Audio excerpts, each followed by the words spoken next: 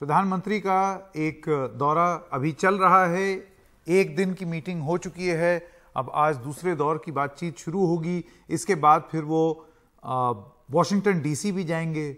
लेकिन क्या उम्मीदें हैं, क्या आशाएं हैं इस विजिट से जो प्रधानमंत्री गए हैं अमेरिका, उस पर बात करने के लिए हमारे साथ हैं minister of state for electronics and technology, skill development and entrepreneurship, Rajeev Chandrasekhar ji. Rajeev ji, आपका बहुत बहुत स्वागत एनडीटीवी में।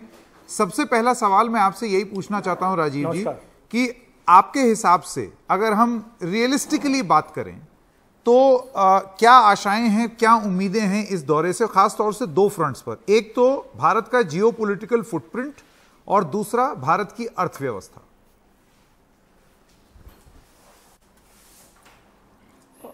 संकेत जी, ये दो प्रश्न पूछे आपने, इसमें दोनों they are both in a sense connected.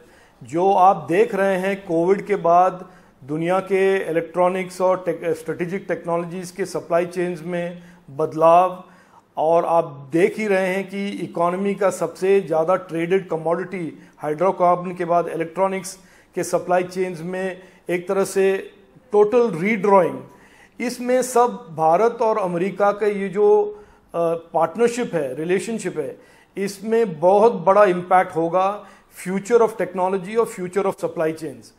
और मैं मानता हूं कि ये जो विजिट है प्रधानमंत्री मोदी जी का, एक तरह से इंडो अमेरिकन रिलेशनशिप को रीरेट करता है, एक डिफरेंट लेवल पर लेकर जाता है, जहां पर हमारा कॉन्वर्जेशन अभी आइडियोलॉजी और डेमोक्रेसीज का ही नहीं, हमारे conversations are future of technologies में हम कैसे पार्टनर करेंगे, फ्यूचर ऑफ सेमीकंडक्टर में कैसे पार्टनर करेंगे, फ्यूचर ऑफ क्रिटिकल और इमर्जिंग टेक्नोलॉजीज में कैसे पार्टनर करेंगे, और ये इनका क्योंकि इतना बड़ा प्रभाव है ग्लोबल इकोनॉमी पर, अर्थव्यवस्था पर, हम फ्यूचर ऑफ ट्रेड और इकोनॉमी पर कैसे पार्टनरशिप करेंगे।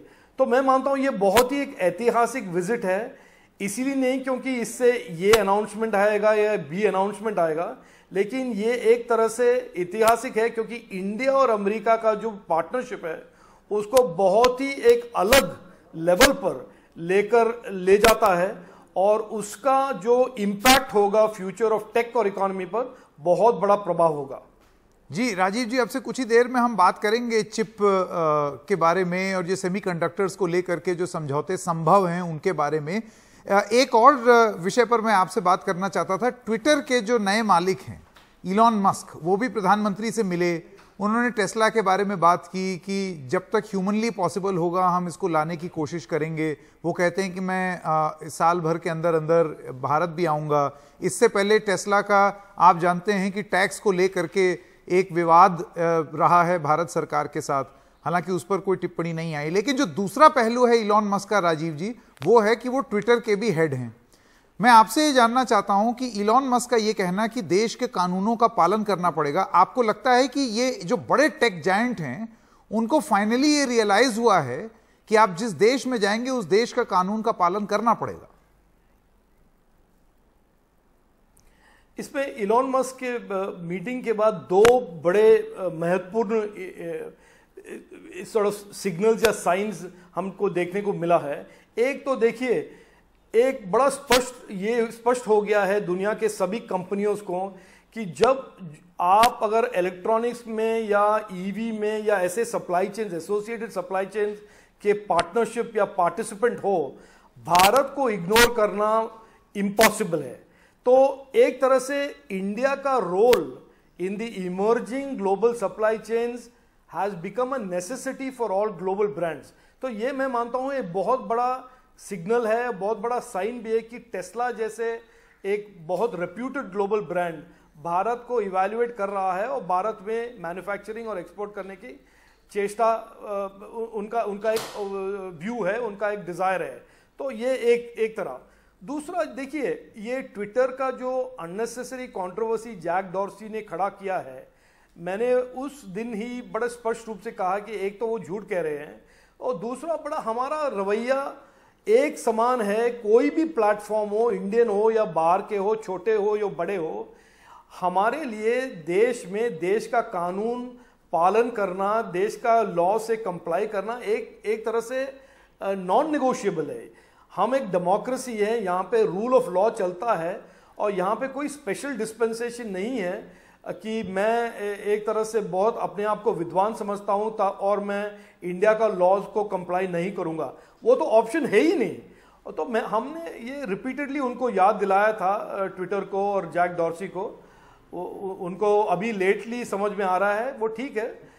मैं इसमें नहीं पढ़ना चाहता कि इलॉन मस्क और जैक डॉर्सी में क्या प्रॉब्लम्स है या उनके बीच में क्या इश्यूज हैं। हमारा रवैया तो एक समान है कि जो भी प्लेटफॉर्म हो, जो भी फॉरेन कंपनियां हो या इंडियन कंपनी हो, हमारे देश में लॉ का कंप्लायंस नॉन नेगोशिएबल है और ये एक तरह से जीरो टॉलरेंस है कि लॉ को कंप्लाई करना ही पड़ेगा लोगों को। जी राजीव जी, ये जो आपने जिक्र किया जैक डॉर्सी का, उन्होंने कहा था कि सरकार ने हमें कहा था कुछ हैंडल्स को टेक डाउन करने के लिए या उतारने के लिए या बंद करने के लिए, लेकिन इलॉन मस्क का ये कहना कि उस देश के नियम का पालन करना चाहिए। आपको लगता है ये ना केवल ट्विटर के साथ आपके एक बेहतर संबंधों की तरफ इशारा करता है, बल्कि और कंपनियों को भी एक संदेश है, जैसे जो बड़े बड़े टेक जायंट्स हैं जैसे गूगल है, मेटा है, ये उन लोगों के लिए भी एक संदेश होगा कि नियम का तो पालन करना पड़ेगा, आप इंटरमीडियरी हैं।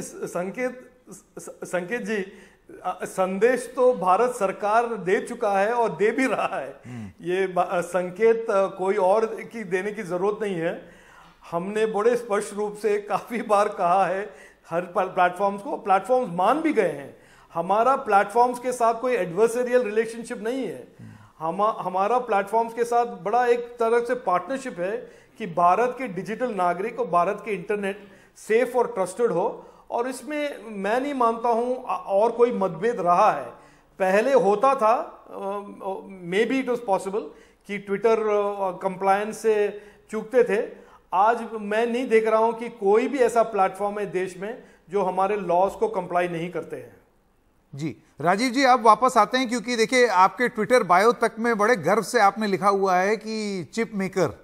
तो मैं आपसे ये जानना चाहता हूं कि अभी आज ही भारत ने एक अनाउंसमेंट हुआ है जिसमें भारत ने क्लियर किया है $2.7 बिलियन का माइक्रोचिप टेस्टिंग प्लांट।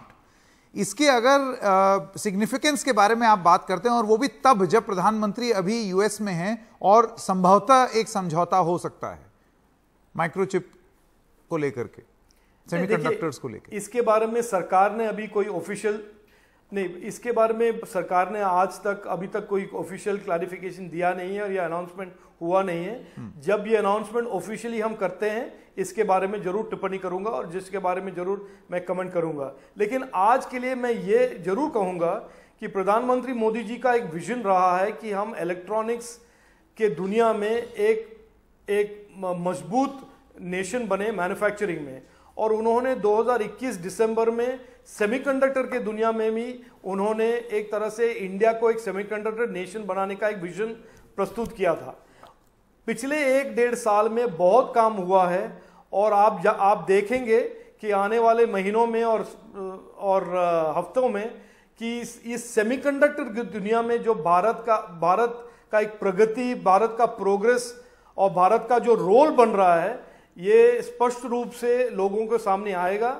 और मुझे पूरा उम्मीद है कि जो 50, 60, 70 साल से इस सेमीकंडक्टर दुनिया में भारत का प्रेजेंस कुछ नहीं था, हम आने वाले बहुत ही छोटे फ्यू इयर्स में बहुत ही एक तरह से रोबस्ट सेमीकंडक्टर नेशन बनेंगे, जहां पर फैब्स भी होंगे, पैकेजिंग भी होगा, और डिजाइन और इनोवेशन इकोसिस्टम और रिसर्च में हमारा काफी बड़ा प्रेजेंस रहेगा।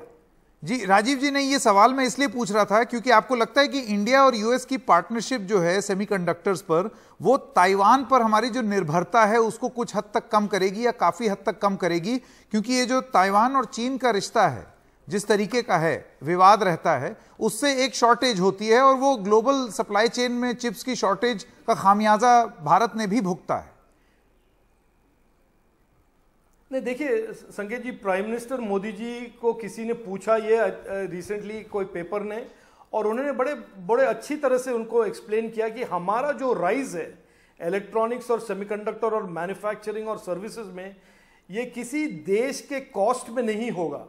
हम उभर रहे हैं, हमारे इकोसिस्टम बढ़ रहा है, हमारे युवा आगे बढ़ रहे हैं, इनोवेशन की दुनिया में काफ़ी काम कर रहे हैं। इसका नतीजा ये नहीं है कि कोई और कंट्री का या कोई डिसएडवांटेज होगा। हम कोई जीरो सम गेम पे नहीं बिलीव करते हैं, हम पार्टनरशिप में और वसुधैव कुटुंबकम का जो सेइंग है, जो G20 में हमने आगे बढ़ाया है, ये हम टेक्नोलॉजी के दुनिया में भी यही मानते हैं कि आगे के आने वाले सालों में एक तरह से पार्टनरशिप होगा, पार्टनरशिप ऑफ ट्रस्टेड नेशंस, जो टेक्नोलॉजी के दुनिया के फ्यूचर को आर्किटेक्ट करेंगे, डिजाइन करेंगे और उनको लीड करेंगे। मेरे दो आखिरी सवाल राजीव जी, एक तो लिथियम आयन बैटरीज को लेकर के भारत की ऑफिशियली क्या नीति है और क्या बदली जानी चाहिए, इस पर अगर आप कुछ प्रकाश डालें। देखिए, लिथियम रिजर्व्स आपने पढ़ा ही होगा कि हमारे देश में काफ़ी सारे लिथियम रिजर्व्स डिस्कवर हुए हैं। लिथियम हमारे इलेक्ट्रॉनिक्स की दुनिया में जो हम सेमीकंडक्टर की बात करते हैं, सेमीकंडक्टर के साथ मटेरियल्स और रेयर अर्थ का भी बड़ा एक मायना होता है, इम्पोर्टेंस रहता है। और इस मटेरियल के दुनिया में भी भारत आगे बढ़ रहा है। इसका थोड़ा एक सिंबल या साइन है हमारे लिथियम रिजर्व्स का डिस्कवरी। मटेरियल्स और क्रिटिकल मिनरल्स का भी एक तरह से ग्लोबल कॉन्टेस्ट हो रहा है, और ये मैं मानता हूं कि हमारा जो रवैया है टेक्नोलॉजी और सेमीकंडक्टर और उस दुनिया में ऑफ ग्लोबल पार्टनरशिप, यहां पर भी हमारा वही रवैया होगा कि we will work together with other nations to address trusted supply chains for materials and minerals. Rajeev ji, मेरा आखिरी सवाल, आप किस तरीके से रिस्पॉन्ड करेंगे? आपने देखा नरेंद्र मोदी जी की जो यात्रा है उस पर चाइना के ग्लोबल टाइम्स में एक आर्टिकल छपा जिसमें उन्होंने कहा कि यूएस ये ना समझे कि वो चाइना ग्लोबल सप्लाई चेन जो चाइना प्रोवाइड करता है उसको भारत से स्थानांतरित कर देगा या रिप्लेस कर देगा। इसको आप किस तरीके, एक तरीके से हिदायत भी दे रहे हैं, धमकी भी दे रहे हैं? देखिए, भारत को धमकी देना या किसी को धमकी देना तो असंभव है ही। तो जो भी ये सोच में है कि वो भारत को धमकी दे सकता है, प्रधानमंत्री मोदी जी के नेतृत्व में इस भारत को कोई नहीं धमकी देगा। लेकिन ये मैं स्पष्ट कर दूं कि हमारा जो राइज है, हमारा जो ग्रोथ है, ये किसी देश के विपरीत नहीं है, किसी देश को डिसएडवांटेज क्रिएट करने के लिए नहीं कर रहे हैं। हमारा जो ऑर्गेनिक ग्रोथ होगा, हम एक ट्रस्टेड पार्टनर बनेंगे इलेक्ट्रॉनिक्स और सेमीकंडक्टर वैल्यू चेन्स और सप्लाई चेन्स में। ये हमारा एक एम्बिशन है, प्रधानमंत्री मोदी जी का विजन है, और हम इसमें आगे बढ़ रहे हैं। इसमें चाइना का क्या रोल है, चाइना का क्या व्यूज़ है, इससे हमें ज़्यादा इंटरेस्ट लेना नहीं चाहिए। हम चाइना के साथ और चाइना से इंपोर्ट करते हैं आज कंपोनेंट्स, और वो होता रहेगा। लेकिन इसका ये मतलब नहीं है कि इंडिया के जो एम्बिशंस है और प्रधानमंत्री मोदी जी ने जो एक तरह से एक एक्सेलरेटेड वेलोसिटी क्रिएट किया है हमारे ग्रोथ और एक्सपेंशन का, इसमें कोई स्लो डाउन होगा नहीं होगा। ये हम आगे बढ़ रहे हैं और तेजी से आगे बढ़ रहे हैं, और इसका रफ्तार ज़्यादा ही बढ़ेगा आने वाले सालों में और दिनों में। राजीव चंद्रशेखर जी, बहुत बहुत धन्यवाद एनडीटीवी इंडिया से बात करने के लिए। बहुत धन्यवाद। Thank you ji.